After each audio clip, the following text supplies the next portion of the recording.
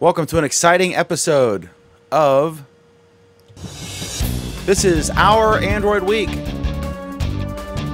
with Alan Furstenberg in New York. I think he's wearing the same shirt. Bruce Turner in Lynchburg, Virginia. Duke Carrico in Kingsport, Tennessee. Michael Banks in Augusta, Georgia. Nate Swanner in Portland, Oregon. This is Our Android Week. So, welcome. Good to have you with us. I'm not allowed to talk about the cows. I'm under strict orders from Alan Furstenberg. I'm not allowed to discuss the flatulating cows, which caused a fire. So I shall obey the rules and not talk about the flatulating cows. I just like saying Dan, flatulating cows. Dan, let me just make sure I understand this correctly. We're not going to be talking about the flatulating cows on tonight's show because you are reserving that for our flatulating cow week, which is every, what is it, Tuesday night? Absolutely. Right after Facebook week. I just like saying flatulating cows. What the hell? No, really? So there's a bunch of cows producing methane in some enclosed structure, and the spark goes off. I mean, it's awful. I mean, the poor cow. One was treated. Oh my God. All right. So anyway, that happened. But enough about flatulating cows. We talk about that way too much. And welcome to Cadeus, who was surprisingly standoffish when I inquired about his fruit tray on Friday night's program. Why are we going back to the fruit tray? Why? That was Friday. Leave it here. You've even adjusted your camera so that I can't see. Okay, here. So today we're eating crackers. Is that okay? That's more salt than the fruit tray. All right. All right. Okay, so welcome to the program. Thanks for watching, everyone, and listening. Okay, so anyway, our first thing is a story I really don't understand, but it's kind of interesting. The headline is Android root apps may soon be more difficult to write for security's sake. So, what? I don't use any root apps. I know Bruce rooted his phone, and the first time I encountered the need or an app that I wanted that required root was for a like a MiFi type thing where you wanted to create a Wi-Fi hotspot with your phone that wasn't necessarily authorized by your phone company. And then I found another one that would do it, but it was kind of kludgy. But there are some apps that require root access, and then some other folks try to create workarounds that don't require that. And there's a whole great video about how to do rooting from who's the young guy I'm thinking of? Anyway, Marcus Brownlee. Yeah, he has a great Marcus Brownlee has a great what is rooting, how to do it, why you should do it, why you should, whatever. So anyway, what's the impact here, Alan? You're a developer. Is this a good thing or a bad thing? Is this something that legitimate people can overcome, legitimate developers, and is it going to help avoid malware or whatever? This is a good thing. This is a great thing, actually, because what it means is that although you're still going to be able to root your phone, and there are still going to be some legitimate reasons to do so, it's going to be much more difficult to write malware that runs as root. So basically, they're lessening some of the things that you can do as root, and as such, they're limiting the vulnerability that you could be getting into because you're running an app as root. Root is necessary. There are a lot of things that can only be done that way, and fortunately, they're preserving many of those things. But being able to run arbitrary scripts in arbitrary ways that do totally arbitrary things is pretty bad. And it sounds good that they're getting rid of these aspects. Is your phone? What do you think, Cadeus? I do think it's a good thing, but I've never been the type to root. I would prefer to buy a pure phone than to sit and root and remove all the junk that's put on there. But I'm sure that there, even with the Nexus and the other pure phones out there, is still a reason to root. I just haven't ran into a scenario where I've needed to. There are reasons to root. I mean, there are backup programs, for example, that need access to all of the file space. They need access to work outside the sandbox. And those are legitimate, but I'll be honest, I don't root my phone either. I run no rooted apps, mostly because I kind of have the attitude of I'm a consumer. when it comes to actually using my phone, I'm actually trying to use my phone as opposed to tinker with my phone. I respect the people who want to tinker with their phones, but I don't. It's funny. We all sound like a bunch of iPhone users. I just want to use my phone. I don't want to tinker.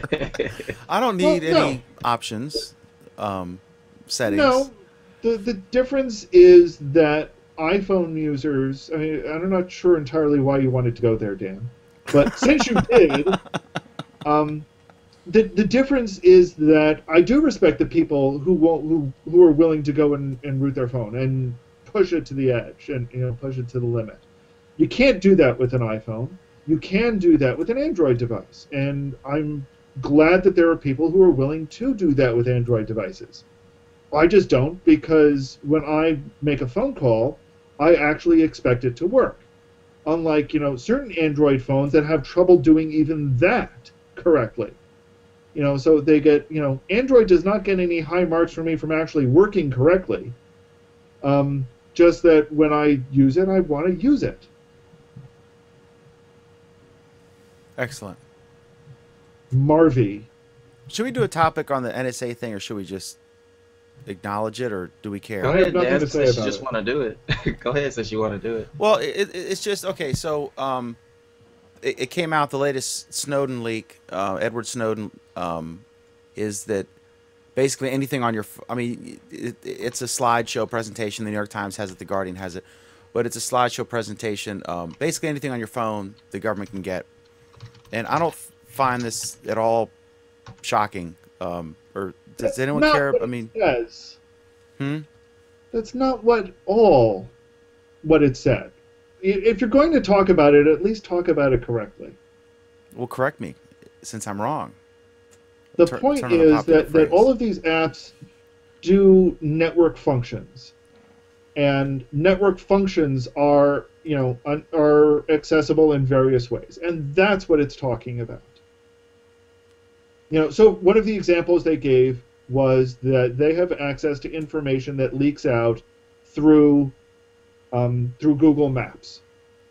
So the question is, what information is that? What information is being exchanged? How is it encrypted? Can the NSA break that encryption? What's the cost to do so? Those are the questions that are being raised. And I could see why they want that. I mean, if you are a bad guy and you're plotting, if you're a known guy, bad guy, and you're, plotting a map to the World Trade Center or to whatever, then I could see obviously, the reasons why they would want that information. Is anyone, what's the Angry Birds thing? Why the hell would they care what Bin Laden's Angry Bird score is, or whatever? I don't understand that one. Because that was the headline on many of these stories. The aggregators who... Cadeas, what do you think? Whose side are you on? The Angry Birders or the... Honestly, I mean, I don't have an opinion. Have we Honestly, I don't have an stopped opinion. being surprised by any of this crap? I mean, is there anything that could surprise us? Or I was never surprised by it. To I begin wasn't. with. I always assumed that everything was up for grabs on the internet, right? Yeah. And there's been so many of these stories that it's almost like watching the Vietnam War. If none of us are old enough, really, but day after day, you just get immune. You're not impacted anymore because it's like, okay, the latest thing, and now they can know if it's regular decaf coffee in your coffee pot. I mean, I don't care anymore. I've heard it all. I don't know. So they've worn us down. The trickle down theory, I guess. Okay, so talk about a loser of a topic there. Okay, next up, We warned you. I just threw it in there. It wasn't even an official topic. Give you a chance to razz me a little bit. Okay, so this is a story from Forbes. Here are 24 countries where Windows Phone outsells the iPhone, and why. So I've said before, I have one person I know who likes Windows Phone. It's the only phone I've seen in the wild that was Windows, and he really enjoys it. He loves it, and he always trolls Android and iPhone. But we see that in 14 markets, Windows Phone has taken second place, and it's outselling the iPhone in Chile, Colombia, Czech Republic, etc. uh, and it's easier. They say it's. Alan, what do you think? Should Windows be excited about dominating in Chile, Colombia, and the Czech Republic at all? Oh, you mean about the fact that it has what, 1% of the market in those places? 2% at the most? I think it's great to think about the fact that you're clamoring for second place scraps. No, seriously, I mean, the only way to eventually get to first place is to be in second place.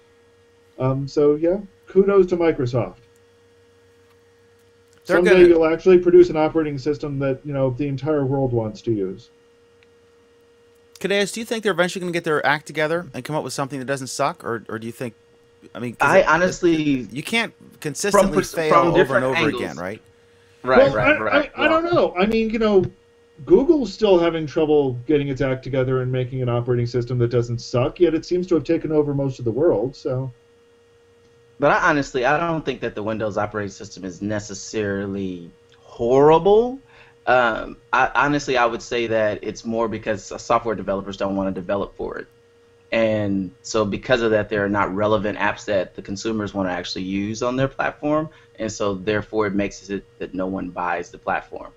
So if apps would come out exclusive, if Netflix was only available there, or Hulu Plus was only available there, or HBO Go was only available there, then people would be more prone to buy that phone if Instagram was only there. But that's the thing, they don't even have those apps.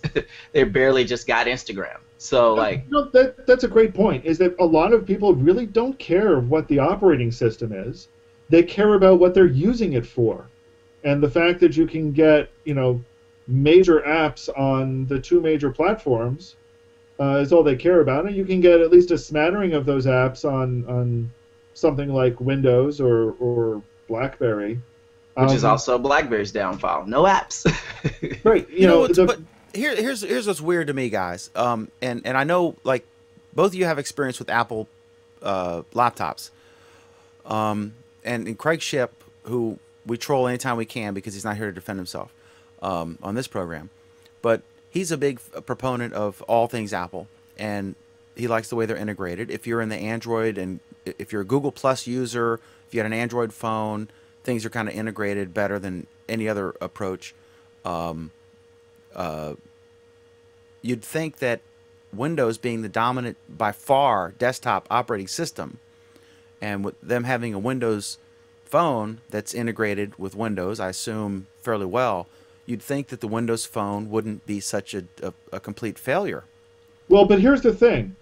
The Windows Phone is incredibly well integrated with Windows 8, which happens to be the operating system that nobody likes.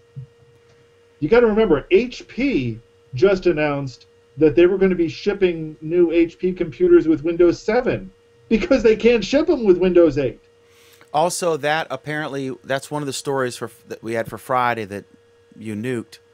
Apparently, that story is suspect because apparently they're actually shipping fewer 7 computers now than they were, and I think that was a BS story, or it was hyped.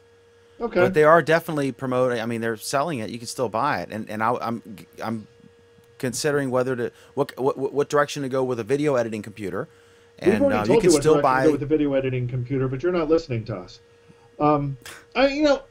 It fundamentally boils down to what is the compelling reason for people to use to go with one platform over the other. And right now it boils down to the compelling reason to go with Android is that it is cost effective. The compelling reason to go with iOS is that it is rock solid. The compelling reason to go with Windows is nothing. Nothing. Nothing. Exactly. There's nothing drawing you into Windows. Period. But it has several apps. Yeah, of course. 200,000 apps in the App Store. Yeah, they say that all the time. That's fine. 200,000 apps. But do you have the ones that I'm looking for? That's the question. And you don't. I mean, let's face it. There's really fundamentally nothing wrong or bad with a Windows 8 phone. I used it for 2 years. Yeah. At least nothing fundamentally worse than an Android phone, and I will be one of the first to razz on Android phones. I mean, I've had Android phones crash on me, and I've had a Windows phone. I had a couple Windows phones, and they performed fine. But I was only sending text messages, responding to emails. So like I'm not doing anything on it. I couldn't even get it to 100% integrate with Xbox Live like it was supposed to. So I don't like know anything bad about them. You know what I mean? they just don't have any apps. But like to Joe's six pack, I'm just curious why they perform so poorly because Well, they don't perform poorly. They're just expensive phones, and there's no good reason to go with one. There's no bad reason to avoid them, but there's no good reason to go with one. So it boils down to if you're going to pay that price, you get an iPhone because the iPhones are good. If you want to pay less, you go with an Android because Androids are good. But there's no reason to get a Windows phone. There's no reason to avoid them, but there's no reason to get one. so it's kind of the power of incumbency for Android and iOS. Well, there are compelling reasons to get iOS and Android. There's no compelling reason to get a Windows phone. Particularly when you then say, okay, what do I use for maps on that? Well, you use this Nokia thing. Or Bing Maps. Is Bing Maps, Bing Mobile Maps, is that even a thing? I have no idea. Right. You know, what do I, what do I use to watch videos? Does Bing have maps? Does Bing have maps? Remember, there was a battle with YouTube. Remember, they had YouTube, and then Google blocked it, and then it was even with YouTube there was issues. Right. What about, how do I use Facebook? Can you use Facebook? I don't know. Oh, you can use Facebook. You have to use Windows proprietary Facebook app that they built. So, these are the things is, why would I use Windows Phone? And that's what it boils down to, is why would somebody use Windows Phone? So it's just taking a chance that people don't. There are two very popular, known competitors that are familiar, and it could be a great product, but I guess iOS and Android have an incumbent advantage. No, I would say if it was a great product, then it would have a compelling reason over the other two incumbents, and that would pull people into it. But it's not a great product. It's a good product. It's not a bad product. I would say it's a compelling product, but for consumers. It's not a compelling product for software developers, which then point the consumers in another direction because what they're looking for is not available. I remember my feature phones that I had, before I went with Android, were good. They were quicker, less obviously. I mean, you had a crappy browser and stuff, but they were faster. The camera sucked, but it was quick. You know what I mean? Yeah, I mean, we got to remember why Android started getting the adoption that it did. It's because it had a compelling reason for many people over iOS, even if it didn't have the apps. That compelling reason was that it was cheaper. So if you wanted a smartphone and you didn't want to pay for an iPhone, you bought an Android phone because there was nothing else. There was BlackBerry, which was, on its rapid decline. There was Windows Phone 7, which was technically as expensive, it was technically more expensive and functionally not nearly as good. You had a couple of other operating systems in niche markets, and that was it. Android was was gaining the traction, and part of the reason why it gained traction was because it was cheaper. Windows Phone doesn't have that compelling reason yet. Okay. All right. So even though Craig Shipp is not physically here, he's certainly here in spirit. Because he would be making all these arguments. That's it. I mean, that's fundamentally really the reason is there is no such thing as a gold Windows Phone. That's the problem. That's the problem. And that would be great because it would fit in with our motif on the program here, which is sort of gold and earth tones. Okay, so there we go. Okay, so this one, I guess, Alan, you added Note 3 users. No, you added that. Oh, yeah, okay. Samsung disabled unofficial accessories via software update. I wouldn't be surprised if this story were updated, but is this something that... this would be bad PR, right? If I don't know. I Samsung, can't imagine a company using an open source operating system trying to get all proprietary on us, right? Or maybe, I don't know. that would be bad PR. Samsung's been doing that for a few years now, and they seem to be doing it quite successfully. They're carrying their bloatware to a physical form now. Well, I mean, the issue here seems to be that certain accessories, like what was the example they were given? I think it was a covers. case. Oh yeah, What, an NFC case or something? yeah. So basically they started blocking stuff that wasn't official accessories because they may not meet spec. And it's not that they're in trying to block these devices, just they don't meet their specs, so they happen to not work. I don't know. I think Samsung's got enough trouble right now. I keep hearing rumors of people who have corrupted operating systems who tried to do recent upgrades and they just totally failed, wiping out the system. Samsung's not doing well in the PR department. Well, maybe they are doing well in the PR department since these stories are getting buried, but I don't know. What do you think, Kadeus? Should we all just get iPhones? Be done with this nonsense? You have to ask Craig Chip about that. Oh yeah, because iPhones don't have any problems with rejecting third-party cables. Right. Yeah, that is true. Okay. Talk about a slow news week. We're grasping at straws here. All right, so These next two subjects will be more interesting. because they're Alan's topics. See, I think my flatulating cows are way more interesting than Samsung and Google Glass, but I will succumb to. So feel free to talk about your flatulating cows some more. I'm not going to stop you. You plan on wearing that on your face, Dan? A flatulating cow? I'm not going to put a flatulating cow on my face. No, I will not be doing that. I need a few drinks first. So anyway, okay, so Samsung may be producing Google Glass. No. What? Really? Read the subject line again. Samsung may be producing Galaxy Glass. Oh, I apologize. Yes, that's the interesting part is A rare Dan McDermott error. right on the heels of their wildly successful Galaxy Gear, they're going to double down on wearables and introduce what they expect to be an equally successful glass-like product called the Galaxy Glass, which will undoubtedly, be able to pair with the Galaxy Note 5 and nothing else, and will, do all sorts of things like give you temple massages or something, because this is what people are clamoring for. I don't know. There's a lot of rumors about this. There's no very hard facts. Just a kind of denial from Samsung that they're working on it and that it will be available in the fall or something like that.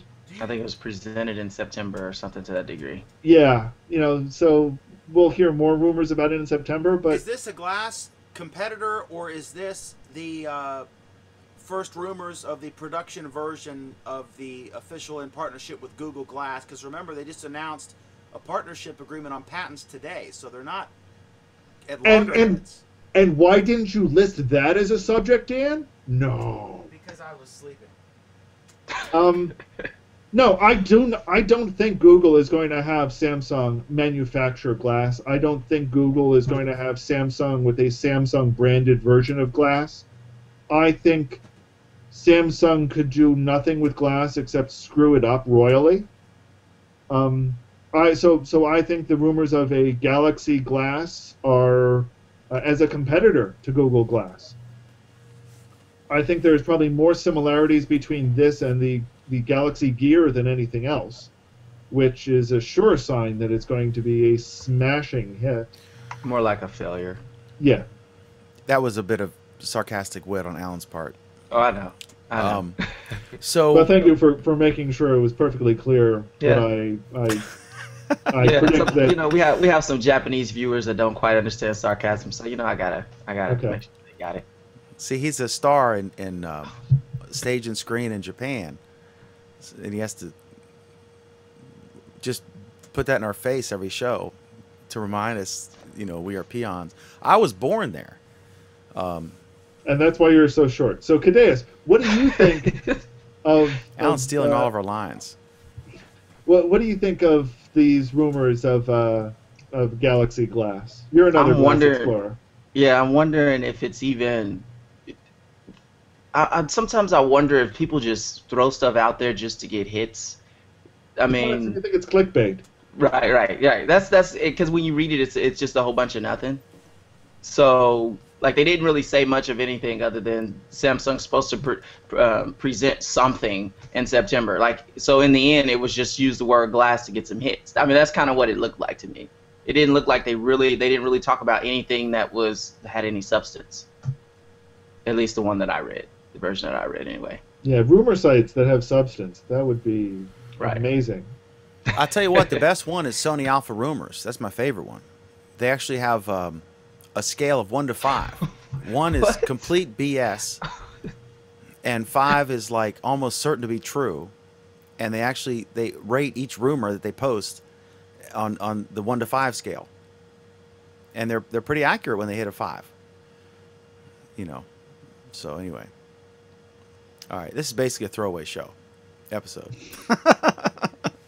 All right, so Google is obviously very worried, or should get that way as soon as possible, about Galaxy Glass. Okay, next up, Alan. So next up is this patent deal. Yeah, let's talk about the patent deal. We've seen Rockstar, the consortium that bought, I guess, Nortel's patents. A lot of these legacy companies like Nortel, Kodak, they go out of business, but often their biggest asset is their patent portfolio. And so we saw the Nortel patents go, Google bid on them, and arguably did so just to push the price up. And Apple and Microsoft, I think Apple and Microsoft are the big shareholders.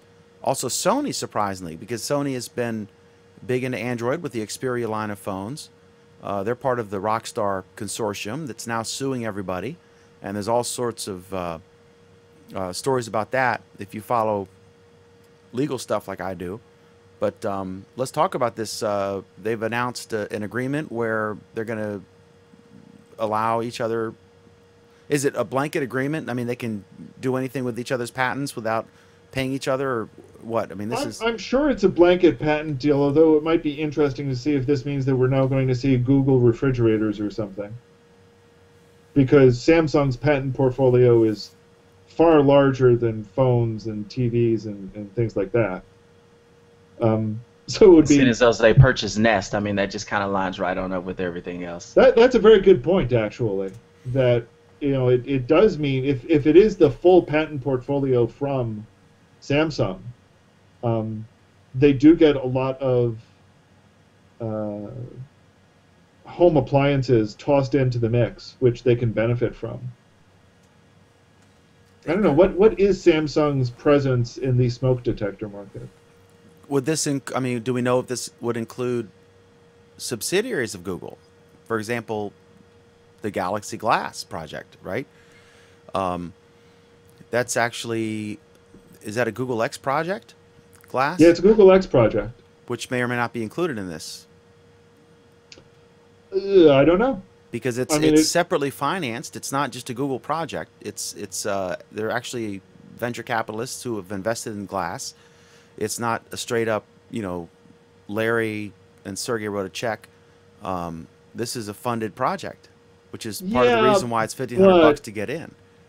But all of the patents from Glass, for example, are identified as being Google patents, even though companies can't own patents themselves.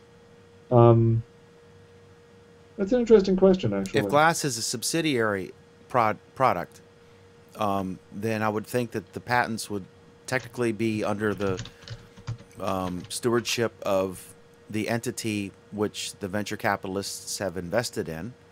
Thus, Well, it's otherwise more they would have no complicated equity. than that, though, even, because patents themselves aren't owned by companies. Companies can license patents from the patent holder, but patents cannot be held by a company. They're only held by individuals in the U.S. Can you elaborate on that? Sure, I can elaborate on. Basically, under U.S. patent law, since for some reason we seem to want to pad this show out, under U.S. patent law, patents are not held by companies. A company cannot patent something. An individual or a group of individuals can patent something and assign their patent to a company, and a company can sponsor a group of individuals to patent something. But there is no patent that is from Google. So Now, if a Google engineer creates some new thing, a new, whatever, an Apple engineer creates a method of swiping to unlock your phone or whatever it is, then Joe Sixpack engineer is that person's name is on the patent. correct. But the employment agreement would indicate that he cannot profit from that. That the employer, Apple or Google, or whoever it is. That's correct. They will assign their patent to the company that they work for. Interesting, because I know like Vic and Dotra has patents. Vic and Dotra has patents. Larry and Sergey have patents for the original Google algorithms. Okay, and those are held by Larry and Sergey, but are assigned to Google Inc. So the question in all of these are, who is the assignee for the glass patents? And presumably Google Inc. is the assignee for the glass patents. Okay. Talk about being in the weeds. Now we know. I didn't know that. Okay. Now you do. So they can have speech and unlimited campaign contributions, but they can't patent anything. And so that would kind of explain the patent sharing deal then. Yeah, basically what it is that the assignees then end up agreeing with each other to mutually license.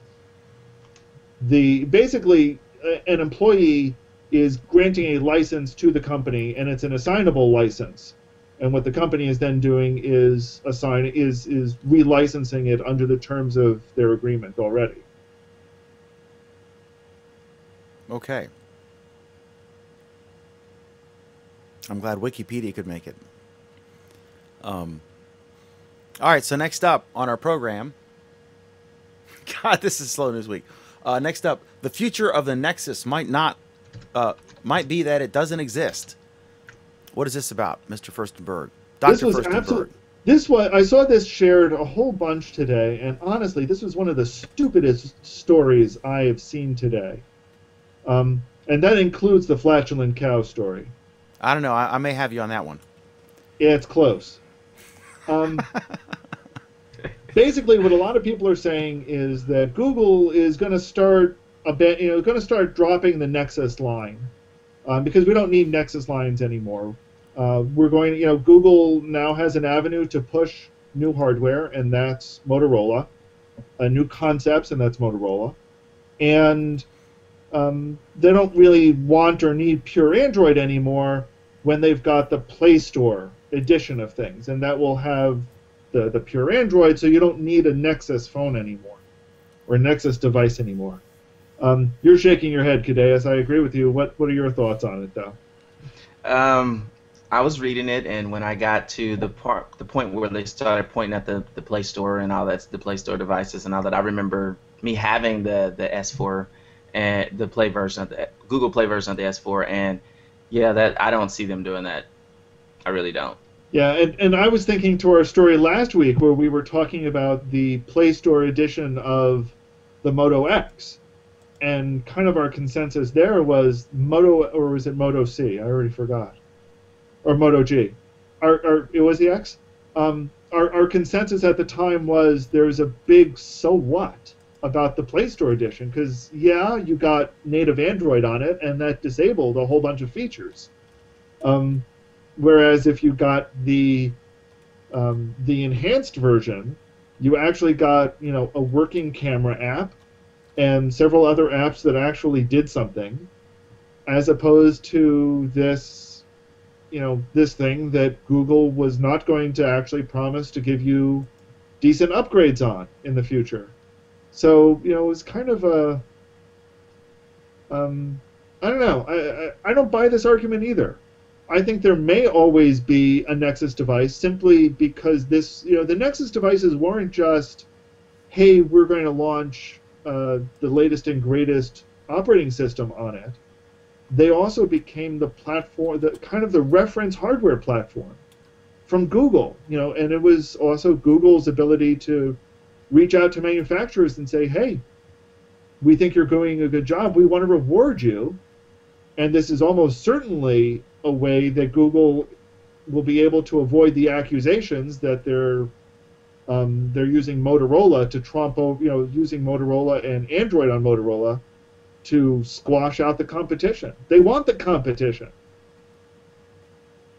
I see you nodding there a bunch, Cadeas, but Well, really, the story, when you actually get down to it, the story turns out to just be another one of those clickbaits that just made it everywhere. Because it was really just some dude giving a prediction, his own prediction of the future. So yeah. really, and supposedly he's been right on the majority of the times and all this stuff. So it really was just more clickbait. There was no, again, no substance, no, it's not pointing towards, well, Google said this, that leads to, it's just, this is what I think, kind of. And so I don't know how at some point it got twisted and turned into like the law or whatever. Everybody just started believing it. So, yeah, it's none of this is going to happen. This doesn't make any sense to me because I think it would not be in Google's best interest to favor Motorola to the detriment of other manufacturers like Samsung that are closely associated with Android.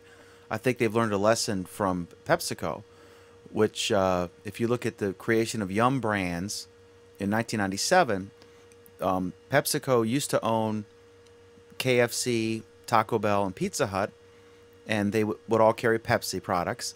And then Pepsi found out that other companies like McDonald's were loath to carry Pepsi products because in doing so, they were helping the parent company of their restaurant competition.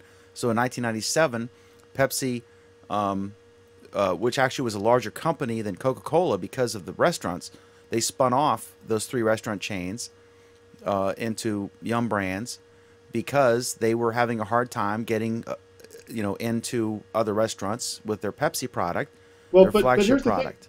Here's the thing, Dan. You don't think that they might not instead have learned the lesson from Apple, which is you manufacture the hardware, you manufacture the software, and everyone will pay you metric buttloads to get your phone, as opposed to how much is Google making per Android phone today?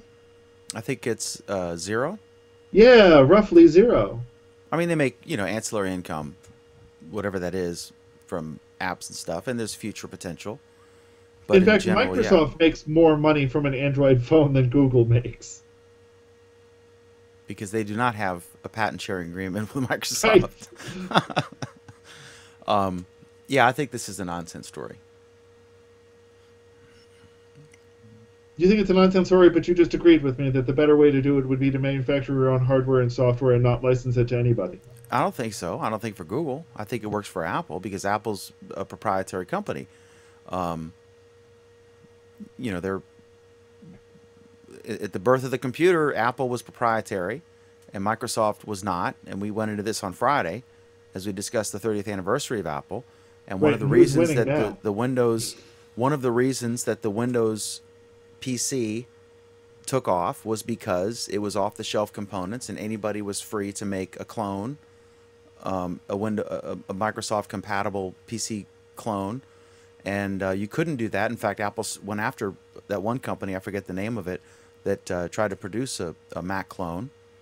And that's the reason that Windows Desktop won over Apple, because it was available for anyone to use.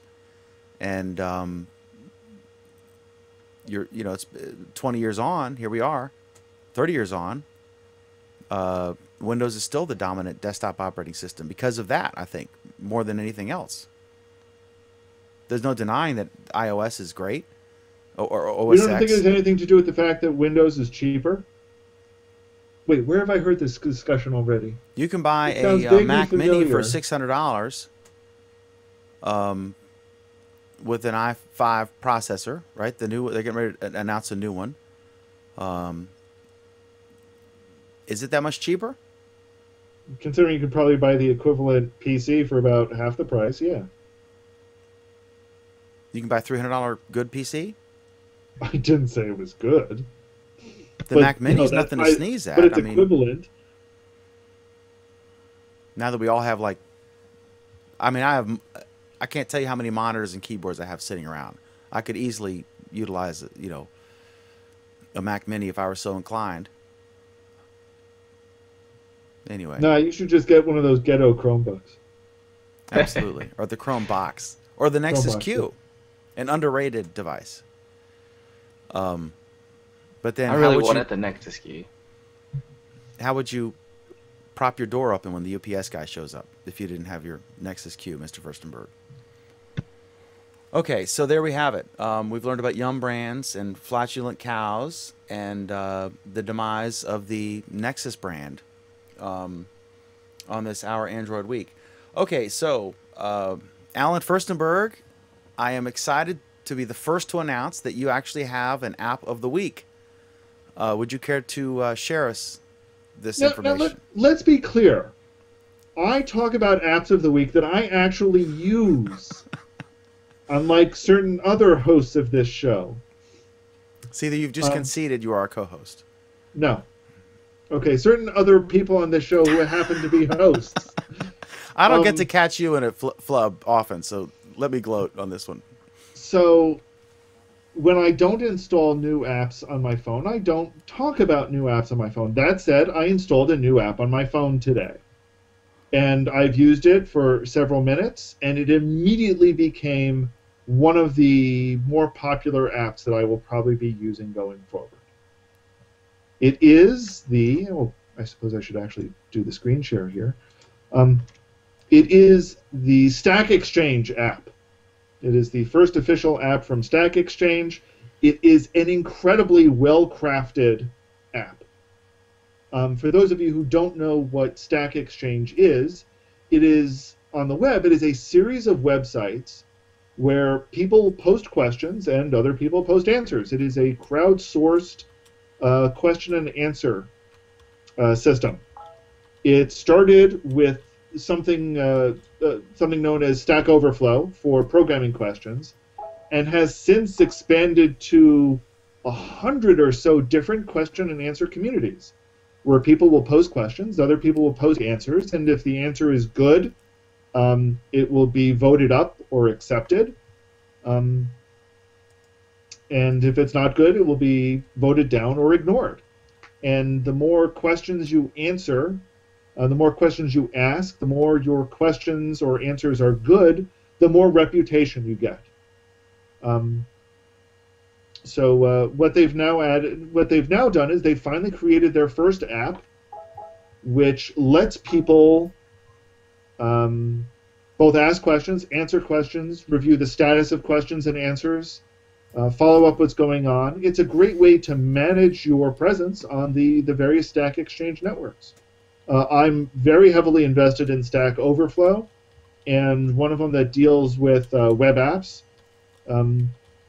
So I will be using this now, probably not exclusively, because I do like the website still. But now when I get notifications that there are topics that I'm interested in, I'll be responding to them through the web app, through this app. Speaking of notifications. Yeah, you were sending a whole pile of chats. Thank you very much. I apologize, but that's an exciting app. It is pretty cool. I think one of the great things to note, actually, is this is their first mobile app, and in making the announcement, one of the questions is, why isn't there an iOS app? And the answer is, well, we're getting around to it, but since we need to design two completely different apps to take advantage of each platform, we figured we would do the one that was easier first. And once we have gotten the Android app working, we'll then start looking at doing an iOS app, which will be a much harder thing to do. So there you have it, a bunch of incredibly experienced programmers saying that Android is easier to program for than iOS. There you go. More evidence. Okay, real quick before I go to Cadeus, Kalut, whose name I've now learned to pronounce. I'm going to go to our comments here. We actually have comments. Nick said on our earlier story, he said rooting is useful only to provide functionality that either Google manufacturers or service providers disable. Cybernaut notes reasons to get a Windows phone. 1, you are a masochist. You enjoy all the Control Alt Delete key sequences. Blue is your favorite color. That's pretty rich. And Pam enjoys that. He says there was a Google monitor your electricity and send you emails project that folded up about a year ago. Nick Dallas, the fact that the article comes from BGR known Apple fanboys, I'm skeptical about Nexus being discontinued. And Cybernaut notes, I swear to God, I thought his name was really Cy until until Friday when you pointed out that it was Cybernaut. Stack Overflow is 90% of my brain. So, Cadeus.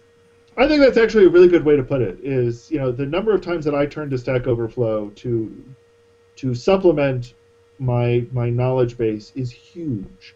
I go to Stack Overflow at least twice a day to look up answers, and much more than that to actually answer questions.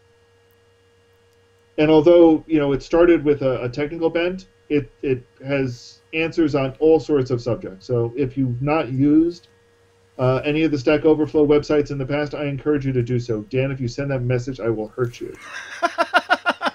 I was thinking the same thing.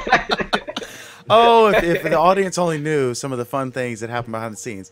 Cadeus Kalut, do you have an app you'd like to recommend this week? See, it's easier for the new guys because we've been doing this for a year. We basically talked about everything on our phones, right? You get to start from scratch. You've got all these apps you could possibly do. What do you got for us, Cadeus? So my Android app of the week is Google Wallet. So we've never done that one before.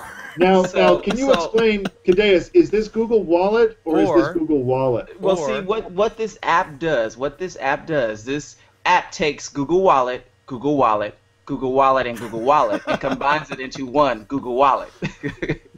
So no matter what wallet you want to use, this makes Google Wallet become much easier to manage. Does that make sense? Any objections so far? Not so far. Not so far? Okay. So if you're using Google Wallet, the card version of Google Wallet, then when you swipe your card at any register, you get a notification. You can see the transactions. So you can follow that. If you're using Google Wallet, the money transfer where you're sending money from one person to another inside of Gmail, that also can be done right here in this app. If you're using Google Wallet, the NFC version, you're able to still use that with this app because now that is one app. So this solves all the complaints that you've had with Google Wallet and Google Wallet and Google Wallet and Google Wallet. I can almost assure you it does not solve all my complaints with Google Wallet, Google Wallet, Google Wallet, or Google Wallet. So what is your complaint with Google Wallet and Google Wallet and Google Wallet and Google Wallet? Each one of them. Alan, will you please explain to any new viewer who I think is basically a victim and accidentally stumbled upon this program and doesn't understand the repeated references? I think Cadeus actually explained it fairly well, although he only talked about the 3 of the 4 Google Wallets, I would point out. The fourth Google Wallet, I'm assuming the one that you're making reference to is the old legacy Google Checkout that's now become Google Wallet. Is that the 4th one or is that a 5th one? That's the 4th one, yes. Okay. Google, my biggest problem, for starters, is that they all happen to share the same name and share nothing else in common. There were a lot of aspects of Google Wallet that I liked and still do like to some extent. But it seems that although they all share an app now, or at least 3 out of the 4 share an app now. They share very little else. So while, for example, you can attach a credit card to the NFC version of Google Wallet, you can't attach a credit card to the card version of Google Wallet. Now, I feel that that's a good thing. Why?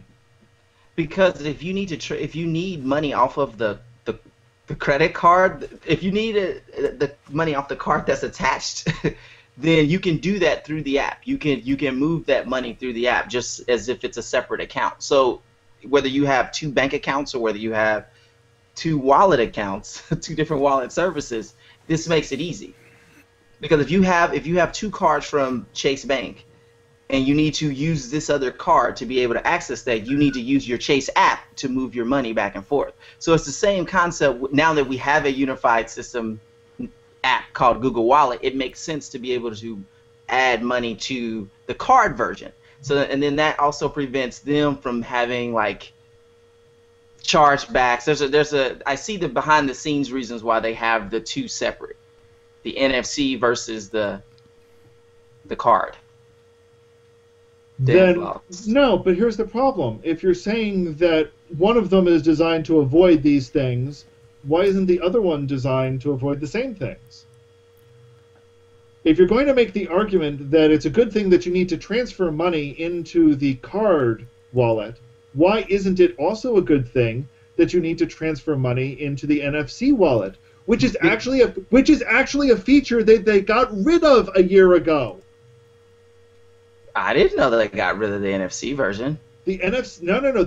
I meant transferring money into the NFC version used to be. Oh, yes, used to be debit only, and they got rid of it and replaced it with a version that you could attach a credit card to. Because the NFC version was supposed to be, leave your card at home or leave your card in the wallet. So there's still issues because I believe there were 3 product managers over this project, and so everybody's got a different vision, and so we have these 4 different services. Now you're catching on. Right. But see, so the product manager that's here has made a solid product to merge these 4 platforms, or 3.5 really. So, but he didn't make a solid product because we've got 2 products that are nearly identical that are doing that work in completely different ways through this app. Like you said, nearly identical, which means that they're not. Well, they may be nearly identical, but they're not. That's because I'm not going to be waving my card over the NFC reader. That's the difference. That's the only difference between them, is a technical difference. Well, if I could swipe my phone through a card reader, or if I could wave my card over the NFC reader, they'd be identical. Yeah, but now the consumers have options. If they're scared of NFC, they got a physical card.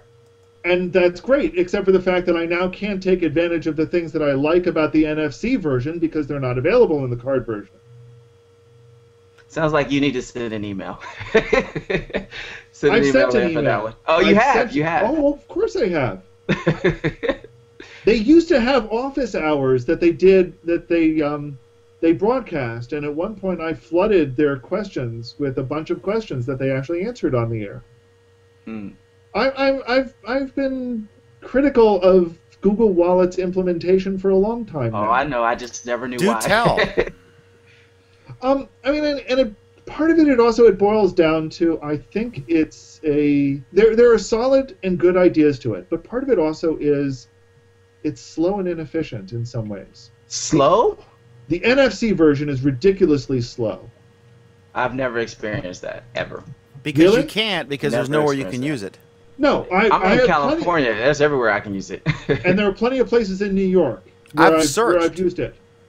But I stopped using it, and the biggest reason I stopped using it is because it was faster for me to fish my card out of my wallet than it was to use my phone. Oh, because you're saying you try to swipe it and the screen is off, and then you have to turn the screen on to have to unlock your phone, to have to type a pin in, to have to wave your phone. Yes, I've been down this road, but I guess it's been so long that I've programmed myself to, as I'm walking to the register, unlock my phone. So like, okay, I can see that. Yeah. Right, and even when it is unlocked, at some point it needs to warm up the secure chip. Oh, you need a new phone. I've never ever had that happen. It was the Galaxy Nexus. Yeah, I didn't use Google Wallet that much when I had it because I was in Kansas and we had maybe 4 stores and they were all sports stores that I don't go to. So yeah. These are the issues that I have with Wallet. It's not that it's a bad product, but at some point it eventually started boiling down to what is the compelling reason to use this thing? And the answer is there is none. The only reason to use something like that is if it's more convenient than the conventional methods. That's why PayPal is so great, because it's more convenient than. Yeah, but PayPal introduces a whole I flock of hate other those problems. people. I hate those people. I'll tell you what. If I got a designer in North Carolina, I think, or South Carolina, I forget where, and then I've got a copy editor in Culpeper, and I use PayPal to pay them.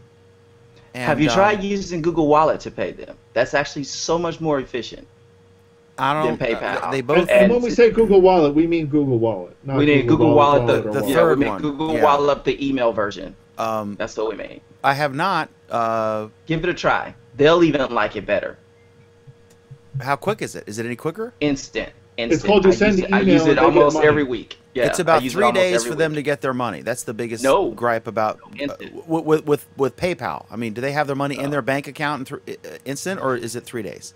It'll still be 3 days, and that's the bank issue. But if you have the Google Wallet, we're talking about the card version now. Your money's available instantly, and you can go to any ATM and pull it out. I've transferred money to people at the store. Here's the thing: if you've got the card version of PayPal, you get it instantly as well. That's true, but PayPal, I mean that's why Google Wallet introduced a card version. Here's the problem. Here's the problem with PayPal. This is a major issue with PayPal. If you do a transfer, they block somebody, whether it's you or the person you transfer to. All of a sudden, your account's locking your own hold for 20 hours, freaking trying to say I'm me. I hate those people with a fiery passion. I hate PayPal. I can't stand it.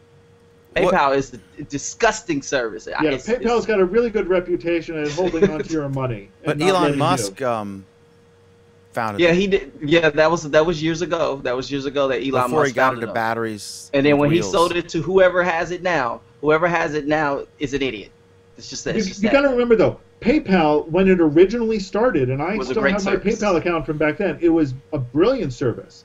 They were saying things like, we can do no-fee transactions because we're going to make money off the float. And eventually it turned into, well, we're going to make money off the float, plus we're going to charge you an arm and a leg. Right. When PayPal got bought by Xbank, that's when they really started going downhill.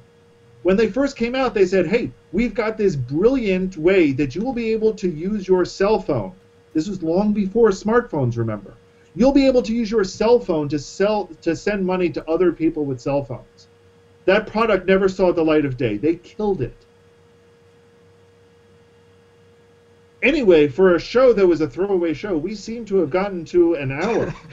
So I got a quick question for you guys. That's because you brought up PayPal, and I can't stand it. Oh, can't stand PayPal. You have a question for us. I have a question for you guys.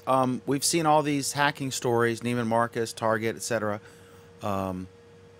And we've seen, are we going to get to a point where people are going to start using cash again because they're so afraid? I mean, the latest story, the NSA is spying on your phone or whatever. Dan, we've said this every single week, and I'll say it again. People have not lost a dime because of the stores and the credit card companies. But there's an argument to be made that at some point perception is reality, and people are sitting, the grandmothers sitting listening to the police scanner. The perception is they have not lost a dime. Nobody is the only people that's lost money is the merchants. That's it. Nobody's lost any money but the merchants. And I'm sure they have insurance to cover the losses. So nobody's losing anything. Actually, I'm not even sure the merchants have lost money. I think it's the banks that have lost money. Well, no, because the banks just charge it back to the merchant. They said this was an unauthorized charge, and they charge it back. So the banks is good. It's the merchant, and then I'm sure the merchant has insurance to cover chargebacks. So literally, the only person losing is the insurance company, and all they'll do is hike the prices up on the merchants. So I mean, for the most part, that's the only people I think is losing in this whole deal. The consumer's not losing because there's no trickle down.